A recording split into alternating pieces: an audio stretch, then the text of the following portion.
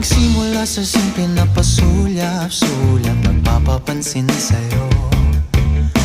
Umabot sa palitan ng mga mensahe, kilig na kilig ako. Kumusta, kain na, hello, magandang umaga. Ingat ka, pahinga, huwag kang masyadong magpupuyat pa. Naramdaman ng puso na dahan-dahan akong nahuhulog sa'yo. Sa kada araw natin na pag-uusap, meron ng